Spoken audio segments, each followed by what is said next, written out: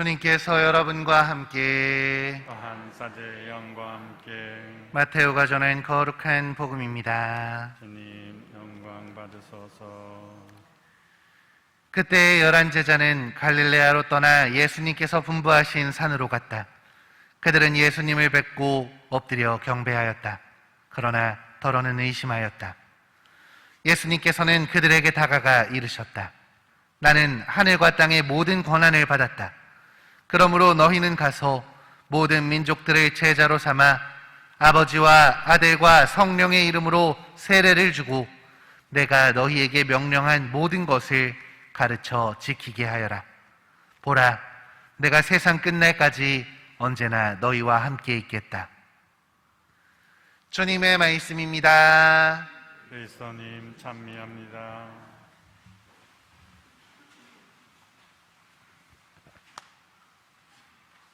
참 예수님, 이번 주일은 전교주일, 복음의 가르침을 널리 전하는 전교주일입니다. 전교가 선교랑 같은 의미라는 거는 알고 계시죠? 같은 의미입니다. 네, 전교, 선교가 같은 의미인 만큼 이제 우리가 선교를 해야 되는 주일이다라는 것이죠.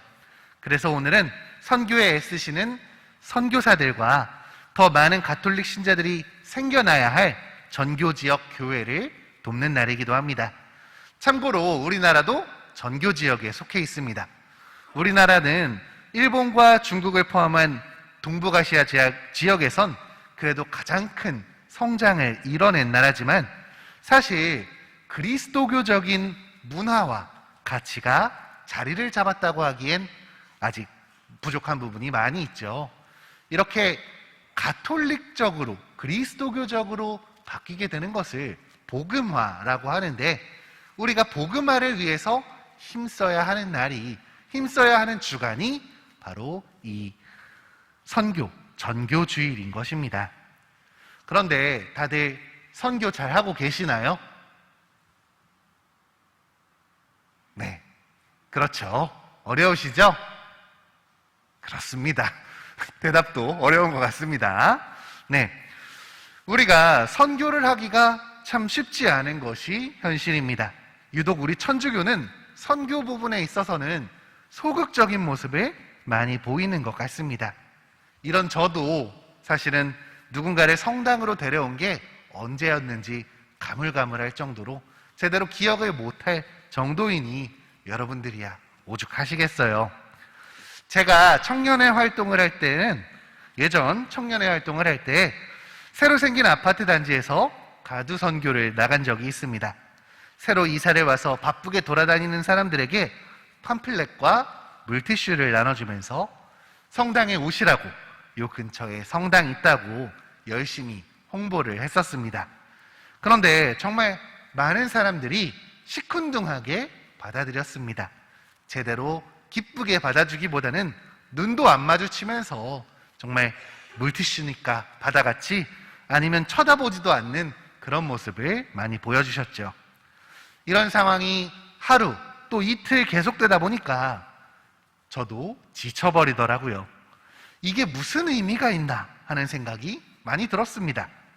이런 사람들 말고 진짜 신앙이 간절한 사람들에게 집중을 해야 되는 건 아닌가라는 생각도 들었죠. 아마 여기 계신 분들 중에서도 이런 생각을 해보신 분이 분명 있을 것 같습니다. 그런데 그 신앙이 간절한 사람들을 우리가 어떻게 찾을 건가요? 내 주변에 그런 사람들이 있어도 우리가 먼저 손 내밀기가 참 쉽지 않은 게 현실입니다. 그런 사람들을 찾기도 힘들고요. 게다가 그들이 하느님을 알고 싶어요 하는 마음을 먹고 성당에 오기까지 그들을 중간에 채갈 세력들이 세상에는 너무나 많은 것 같습니다. 신천지 같은 사이비도 있고 조상님께 제사를 드려야 된다는 데도 있고 점집도 있고 또 개신교도 있습니다. 예수님을 믿는 거면 아무데나 다녀도 되는 거 아닌가 하고 생각하시는 분들도 분명 있습니다. 그리고 당장 하느님이 급하신 분들은 무엇이 올바른지를 따질 여력이 없습니다. 그래서 누군가가 먼저 내민 손을 붙잡고 따라가는 것이죠. 우리가 너무나 소극적이었기에 정말로 신앙이 간절했던 사람들을 죄다 다른 곳에서 데려가 버린 것입니다. 교회가 저희 말고 개신교회가 성장세였던 것도 사실은 천주교회가 그만큼 소극적인 부분이 있었기 때문이 아닐까라는 생각이 듭니다. 괜히 신천지가 대학교 앞에서 생과일 주스를 나눠주는 게 아닙니다. 또 괜히 개신교 사람들이 지하철에서 외치고 다니는 게 아닙니다. 그들의 모습이, 그들의 호의가 누군가에게는 통하기 때문에 그러고 있는 것이죠. 그렇다고 해서 지금 당장 우리가 뛰어나가자, 우리도 지하철에서 대학교 앞에서 홍보를 하자, 뭐 이런 것은 아닙니다. 다만 여기 있는 우리가 선교에 대해 좀 더 많은 관심을 기울여야 한다는 것을 알려드리고 싶습니다. 알아서 오겠지 라는 생각을 내려놓자는 말입니다. 제가 앞서 말씀드렸던 것처럼 가두 선교가 하다 보면 아무 의미가 없는 것처럼 느껴질 수도 있습니다. 그러나 그 역시 의미가 있습니다. 그것이 분명 누군가에게는 신앙의 손길, 하느님의 손길이 되어서 그들이 새롭게 신앙을 시작하는 길이 됩니다. 그 수많은 사람들 중에 단 한 명이라도 주님의 자녀가 된다면 그것만으로 하느님은 기뻐하실 것입니다. 그렇기 때문에 우리가 가두 선교, 내 주변에 있는 사람들을 초대하는 것을 우리가 게을르게 하면 안 될 것입니다. 또 우리는 주변의 이웃들을 더 자세히 살펴보아야 합니다. 그들에게 어려운 일들이 있다면, 신앙에 대한 갈망이 있다면 언제든지 적극적으로 다가갈 수 있는 우리가 되어야겠습니다.